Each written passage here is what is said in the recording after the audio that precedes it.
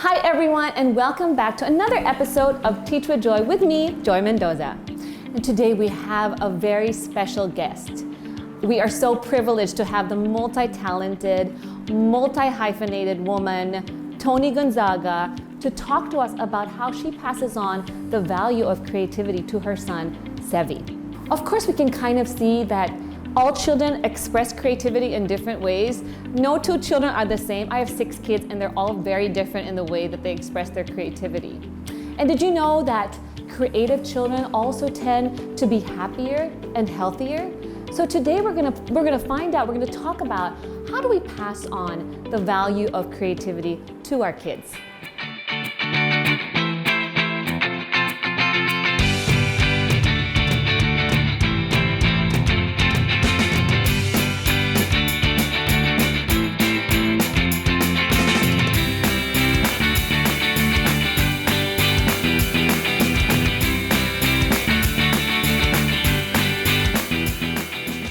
Okay, so now we're gonna move on to Toni to ask her questions, true or false questions, about how she does creativity with her son, Sevi, okay? So let's see her perspective. So number 1, Toni, okay, number 1. Rules are very important in fostering a child's creativity. True or false? Ang hirap naman ng first question. Para siyang true and false. Parang, yeah, in certain ways, kailangan ng rules, I guess. Okay, like parang boundaries. Boundaries. Okay. Lalo na sa house namin. Like, you can be creative, but there are certain walls and sofas na Hindi off-limits pwede. sa pagiging creative. Okay, okay, good one. Number 2, playtime alone or with others plays a big role in fostering creativity. Yeah. Basta playtime, play. Oo. Like free play. I think it's true na it's important for kids to play with other kids.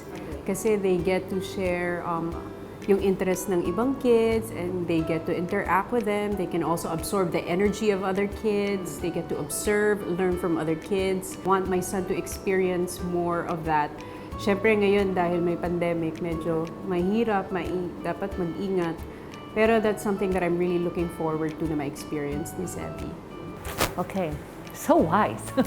Okay, number 3, creativity is a gift, so you either have it or you don't. It's a gift. Yeah, I think it's true. It's a gift. But it can also be honed and developed and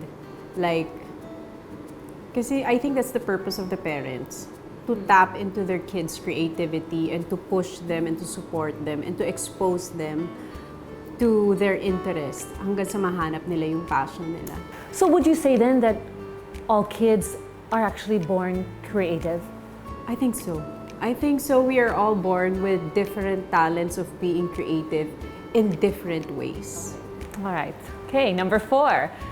Sometimes parents have to let their kids solve their own problems. Like we shouldn't rescue them all the time. True or false? I'd have to say true and false. In the beginning, di ba, train up a child in the way he should go so that when he is old, he will not depart from it. And this is, well, based on my experiences, what I believed in. In the beginning, yes, dapat may konting assistance. And then eventually, you let them grow to become their own person. Good. So in the beginning, a little bit more hand-holding, directing. Yeah. And then as they get older, you can release them more.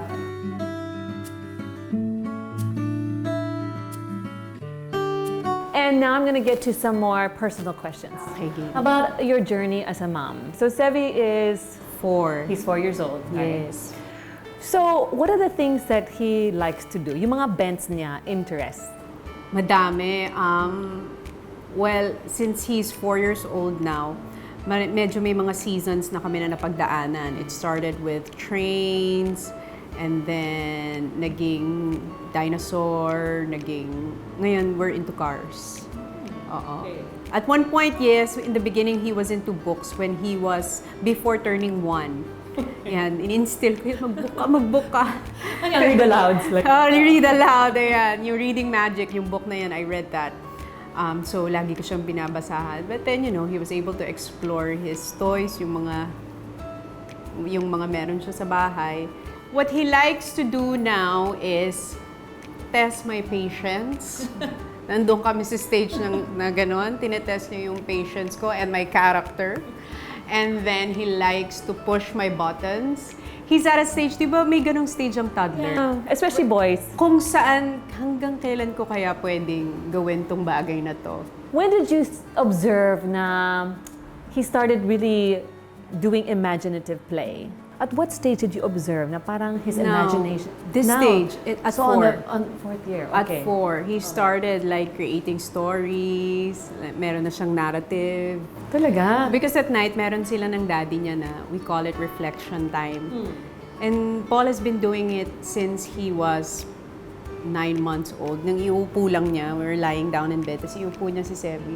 Tapos kahit di pa naiintindihan ni Sevi, nagre-reflection sila like, what do you like most about the day?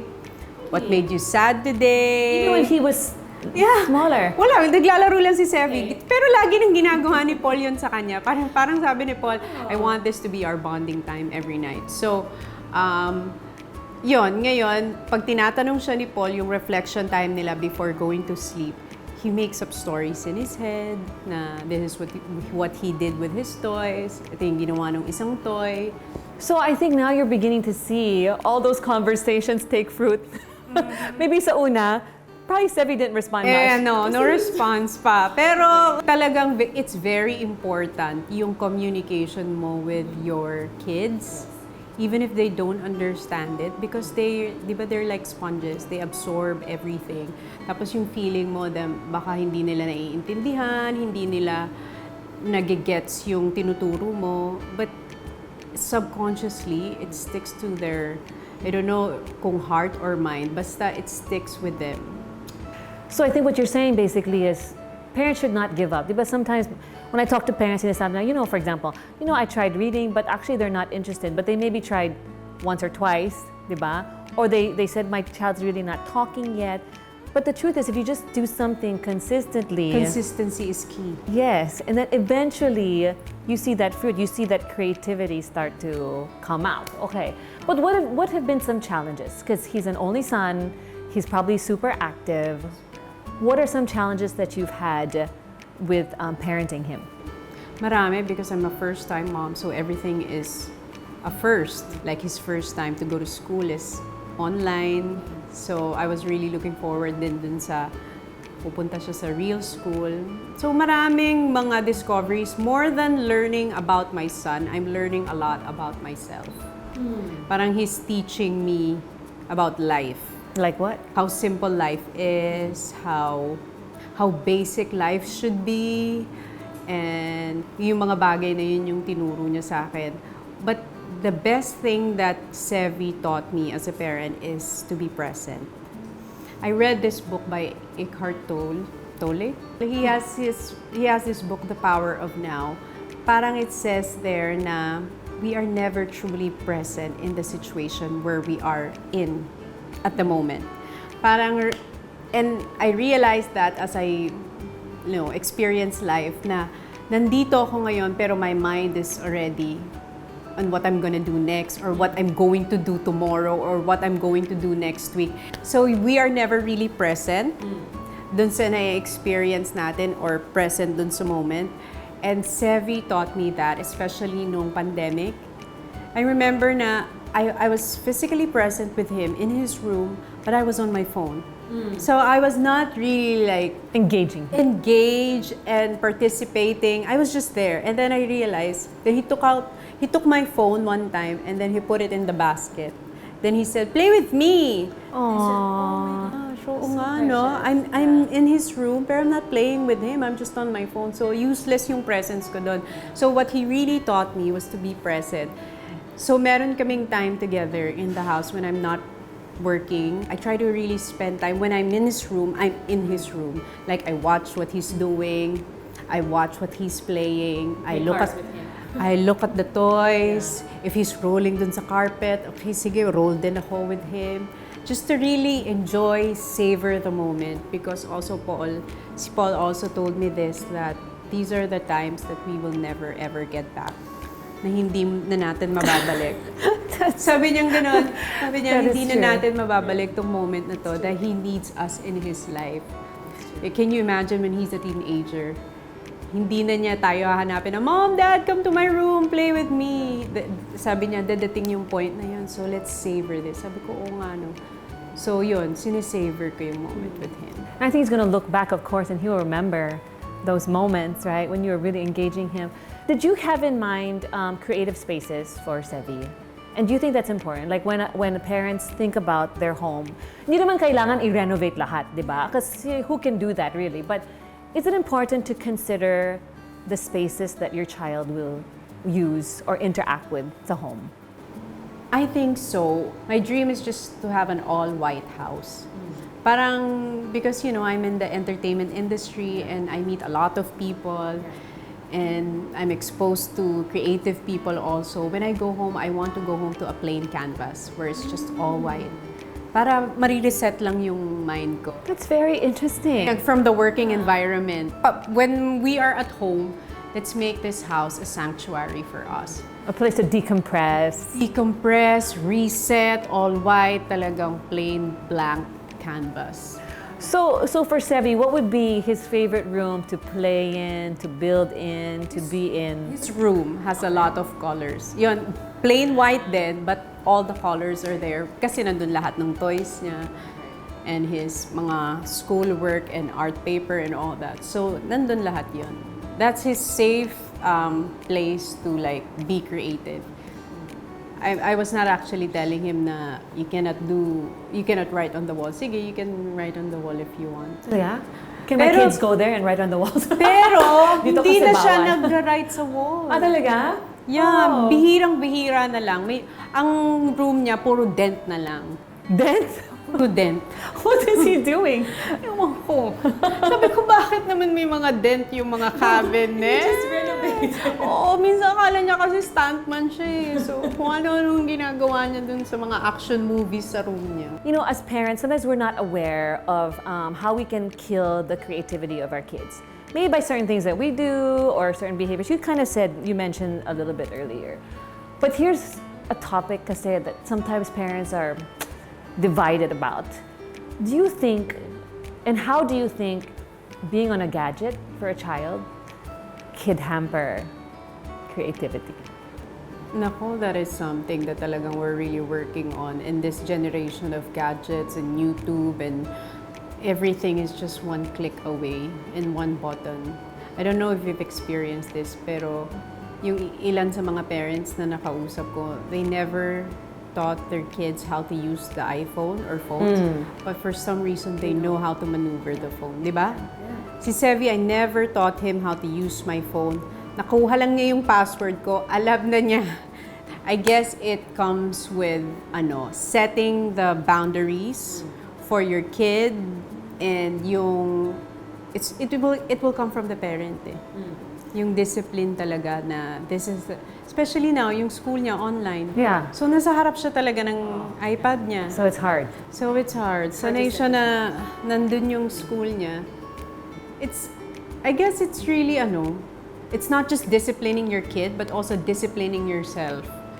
Na how long will I allow my kid to be on his iPad or watch YouTube? So, I guess because there's balance. There's a differentiation, no? Kasi you can use gadgets for learning, for creating, for designing, but then if it's always purely for entertainment, maybe that's where it gets difficult, where kids get dependent on being entertained so that they're not anymore imagining, right?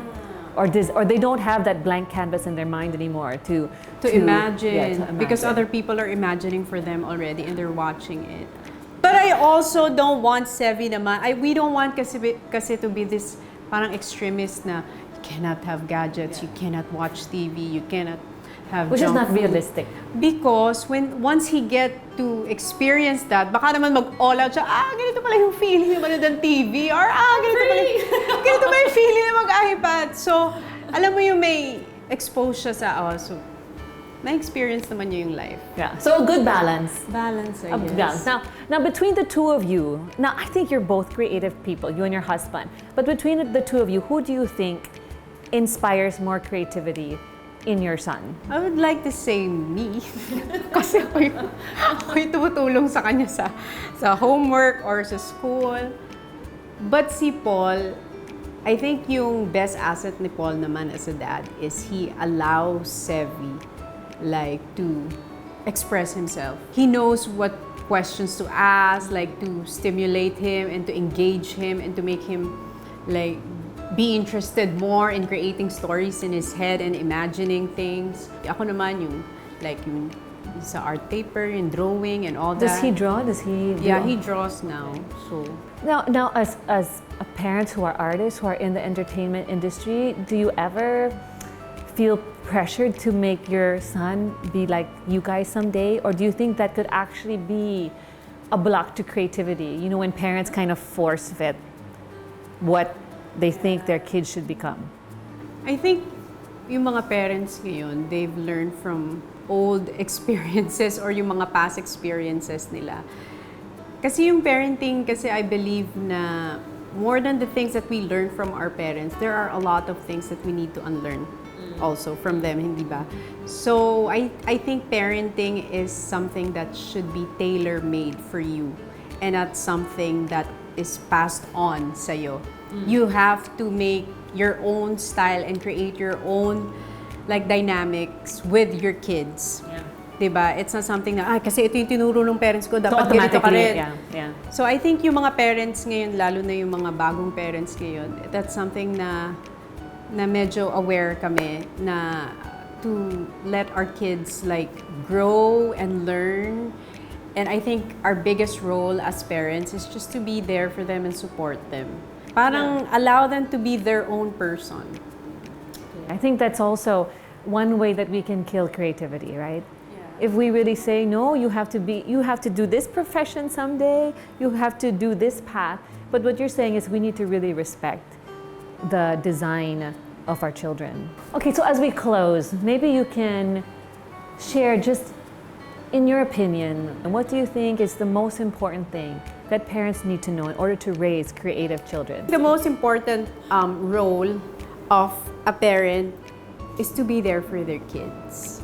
To love them, give them all the support that they need, to encourage them, and just to instill like yung mga affirmations that they need. I think that's the main role of the parent or any parent. Just to be there for the kids and allow them to become the person that they want to be when they grow up. I think all of us, we are born as creative people. I think we all have that in us. Now we're all creative. So our main role as parents is just to help our kid tap into that, yung creativity na meron siya. So Toni, thank you so much for your time. Thank you. You're such a busy woman. This is a magical moment for all of us here at Plus Network, and so we really appreciate that you came. Thank you for inviting me. I hope may natutunan kayo sa 4 years ko ng pagiging mommy. Yun lang yung mga experiences ko. We can always learn from each other, Yes. right? Everyone has something to share, and everyone has something to contribute. So thank you so much. Thank you. Thank you. What have I learned about creativity? On the one hand, I really believe that God has given all our children creativity. We are born to create because God is our creator and we are created in His image. So we have that innate desire, ability to create. However, as parents, it's also our responsibility to have an environment for our kids that fosters that creativity. And we need to encourage it in them as well. And we need to be aware of creativity killers. What would those be? Well, personally as a mom, one of those would be my own attitude to my kids. If I'm comparing them with one another, that will kill their creativity. They'll get discouraged. Or if I'm not positive of even the little things that they may make because the standard is not so good yet as they're learning to be creative, that would also be a creativity killer. We need to be very positive and encouraging when our kids want to discover new things, even though it may not be comfortable for us because we tend to be more uptight or we tend to want things to be very organized. So we need to give them that liberty as well. As long as they're obeying us, they're being honorable to us, they're honoring us, then let's give them the freedom to explore. And there's a really great verse that I want to share with you guys. In Exodus 35, verse 35, it says that God filled them with skill to do all kinds of work as engravers, designers, embroiderers in blue, purple, and scarlet, yam, and fine linen, and weavers all of them skilled workers and designers. And this passage is talking about the temple that God asked Moses to build for them, the tabernacle in the desert. And he was the one that put the creativity in the people to build such a beautiful place of worship. And it's the same way with our kids. God has put creativity in them, and we can continue to pray that their creativity will be developed as they grow up. Thank you everyone for joining us. It's always a delight to have you on Teach with Joy, the Parenting Edition.